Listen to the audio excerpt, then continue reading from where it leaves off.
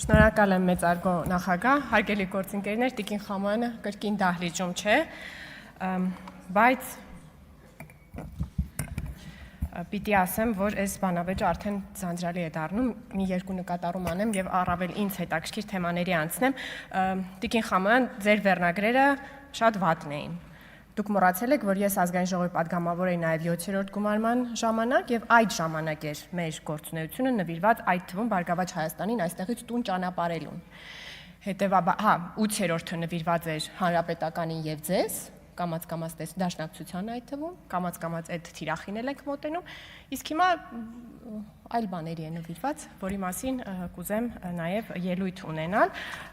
Ձեր մի ուրիշ գործընկերոջ Տիկին Գրիգորյանը երեկ առավոտյան կարևոր մի թեմա շոշափեց հետևյալ ձևակերպման, որ տեսեք արդեն երկու պետություն են մեզանից պահանջում հանրաքվե, Ռուսաստանի Դաշնությունը եւ Ադրբեջանը։ Եվ իրականում Տիկին Գրիգորյանը ասում է, տեսեք, ուր է հասել մեր երկիրը, որ մեզանից արդեն երկու պետություն է հանրաքվե պահանջում։ Ես կարծում եմ, որ իրականում ինքնիշխանության, միջազգային հարաբերություններում գոյություն ունենալու ցուցիչ է, երբ քեզ են բաներ ասում եւ դու ես բաներ ասում։ Բայց սա բարդ միտք է, ես չեմ փորձի այս ուղղությամբ ձեզ համոզել, պարզ մտքերի շրջանակում կասեմ, որովհետեւ միայն հանրաքվե պարտադրել ասելով ձեր զուգահեռը չի ավարտվում։ Դուք պետքա կարողանաք գաք այս ամբիոնի մոտ կանգնեք եւ ինչպես ասում եք Ալիևյան սահմանադրություն, Ալիևյան հանրաքվե, այդպես էլ պետքա կարողանաք ասել Պուտինյան սահմանադրություն, Պուտինյան հանրաքվե, Պուտինյան Եվրոպական միություն։ Որովհետեւ ձեր պնդումները նախորդ թեմայի շուրջ եղել են այն, որ խաղաղությունը մեր հանրաքվեն, նոր սահմանադրությունը բխում են բացառապես Ադրբեջանի շահերից եւ եթե արվելու են բացառապես Ալիևի պահանջով։ Հիմա եթե այդ պարզ մտքերով ենք առաջնորդվում, պետք է գա կանգնեք այս ամբիոնի մոտ եւ ասեք, որ Հայաստանի անդամակցությունը Եվրոպական միությանը բխում է Ռուսաստանի Դաշնության շահերից եւ եթե Հայաստանը կատարի հանրաքվե եւ անդամակցի Եվրոպական միությանը, կկատարի Ռուսաստանի Դաշնության պահանջը։ Այս ինչի՞ մեզպես ձևակերպում, որ դուք հասկանաք, թե ձեր նախորդ ձևակերպումները որքան պրիմիտիվ են, որքան մակերեսային են։ Իսկ ինչ է պահանջվում հայ ժողովրդից։ Պահանջվում է հետ նայել իր 3000-ամյա պատմությանը եւ կատարել քաղաքական ակտ, հարգելի գործընկերներ։ Մեկ անգամ մեր ճակատագրին տեր կանգնել ժամանակից, մեր պատմության ժամանակից մի քայլ առաջ անցնել, շրջվել նայել այս քարտեզին եւ ասել, որ այն կատարյալ է։ Սա շատ ցավոտ բան է, որովհետեւ գիտենք մեր ժողովուրդը ինչ պատմություն է ունեցել։ Սա ցավոտ ակտ է, բայց պետություն ունեցող ժողովուրդները այդպիսի իրենց ճակատագրին տեր կանգնելիս ցավոտ որոշումներ պետք է կատարեն։ Ընդ որում այս խոսակցությունը հաճախ բլոկ անելու համար ընդդիմադիրները ասում են Ալիևյան, ադրբեջանյան եւ այլն, ադրբեջանական, բայց այս խոսակցությունը այնքան հին է, որքան հայոց պետականության պատմության մասին խոսակցությունը։ Այսպիսի խոսակցություն ծավալվել է 1918-ից հետո այդ ընթացքում, ծավալվել է 91 թվականին եւ գիտեք այդ տարիների մասին ես չեմ կարողանում շատ քննադատաբար խոսել, թե ինչու այդ դաշնակցականները առաջին հանրապետության չկարողացան կատարել այդ քաղաքական ակտը, ինչու երրորդ հանրապետությունը հիմնադրած մեր հայրերն ու մայրերը չկարողացան կատարել այդ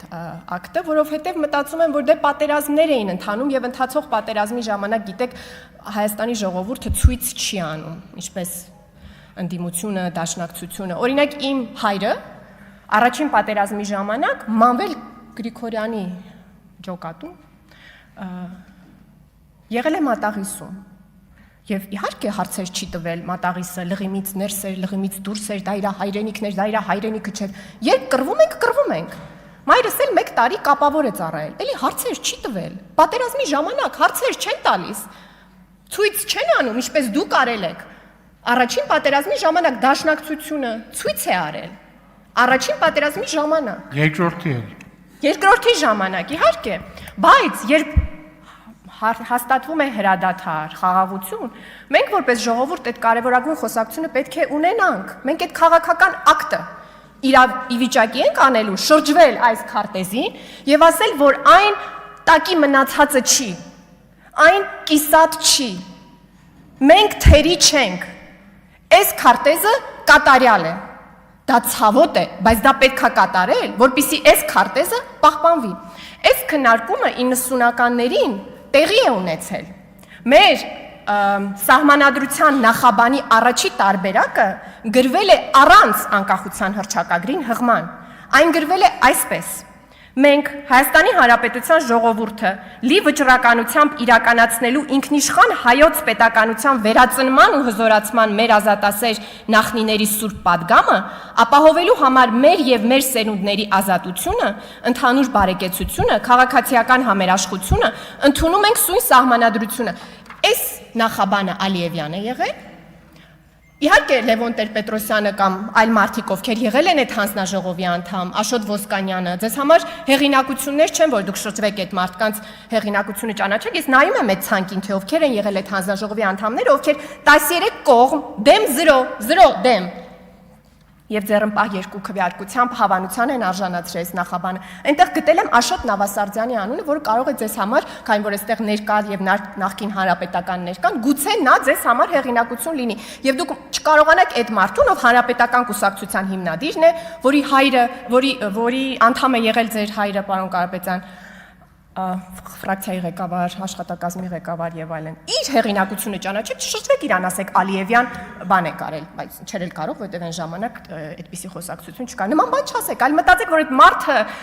փորձել է հաղթահարի այս մարդիկ բոլորը։ Իրենց ներսում ազգային ազատագրական պայքարի այդ բորբոքվող պատմությունը 3000-ամյա կամ չգիտեմ 387 թվականից մեր թվարկության եւ փորձել այդ քաղաքական ակտը կատարի։ Բայց ինչպես անկախության հռչակագրի մասին քննարկումը նախորդիվ, այդպես էլ այս քննարկումը պղտորվել է եւ իհարկե այստեղ պարոն Մանուկյանը ասում էր, որ բանավեճի մեջ դաշնակցությունը չի հաղթել։ Իհարկե ամբողջական չի հաղթել, բայց բերել մցրել է որոշ դրույթներ։ Իրենց երկու հոգի այդ հանձնաժողովից այլընտրանքային նախագիծ են առաջ քաշել եւ առաջարկել են, որ պետք է անպայման խոսվի հայերի իրենց պատմական հայրենիքում ապրելու իրավունքի միջազգային ճանաչման մասին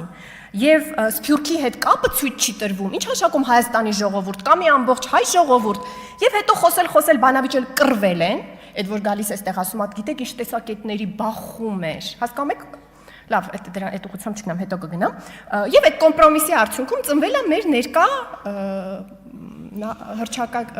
սահմանադրության նախաբանը իր հղումով հռչակագրին։ Չէ, դա սխալ որոշում է, դա լղոզել է։ Եվ իրականում իսկապես ենթադրվում է, որ մենք պետք է այդ որոշումը կայացնենք նաև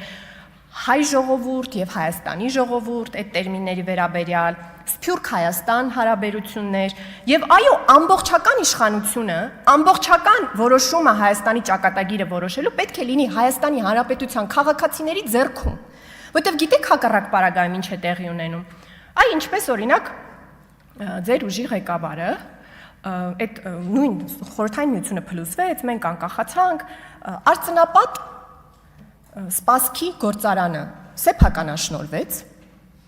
Հայաստանի ժողովրդի ժառանգություններ, չէ։ Հետո այդ գործարանի հիման վրա մարդը մեկնեց, ուրեմն Ռուսաստանի Դաշնություն, այնտեղ կապ էր, հաստատեց բիզնես, կուտակեց գումարներ, այդ թվում այդ մյուս երկրի պետական տենդերների միջոցով, այսինքն մի պտույտ արեց տենց Սփյուռքով, վերադարձավ Հայաստան եւ նախորդ օրը հարցուպատասխանի ժամանակ հայտարարեց, մեջբերեմ, պետք է երազեք բոլորդ հայ ժողովուրդը, որ ես մնամ պայքարի մեջ։ Սա պարոն Սամվել Կարապետյանն է ասել 2 օր առաջ այն հայտնի բանը, որ միջադեպը որտեղ ունեցավ, ես գնացի տեսնեմ իսկ ինչ է ասել, բացի վիրավորական բաներից։ Սա էլ է թե վիրավորական։ Չի կարա այսպես լինի։ Չի կարա Սփյուռքից մեկը գա եւ ասի պետք է երազեք, որ ես մնամ պայքարի մեջ։ Սա ճիշտ չէ։ Սա սխալ է, բայց իրականում սրա մեջ է ամփոփված ձեր քաղաքական անհաջողության բանաձևումը, որտեղ դուք էլ մյուս կողմից կանգնում եք մարդու մասին ասում եք նա ազգային բարերար է, դուք եք իրան ներշնչում այդ միտքը, որ ինքը կարա շրջվի Հայաստանի ժողովրդին, ասի պետք է երազեք, որ ես մնամ պայքարի մեջ։ Եթե ուզում եք շարունակել այս ճանապարհով գնալ, արեք, դա ձեր քաղաքական անհաջողությունն է նշանակելու, բայց Հայաստանի Հանրապետությունը, նրա ժողովրդին մենք պաշտպանելու ենք եւ պետականությունը պիտի հարատևի այս կատարյալ քարտեզով։ Դա դժվար է ասել, բայց պիտի ասվի։ Մեսրոպ Մանուկյան, նախապատրաստվի Սոնա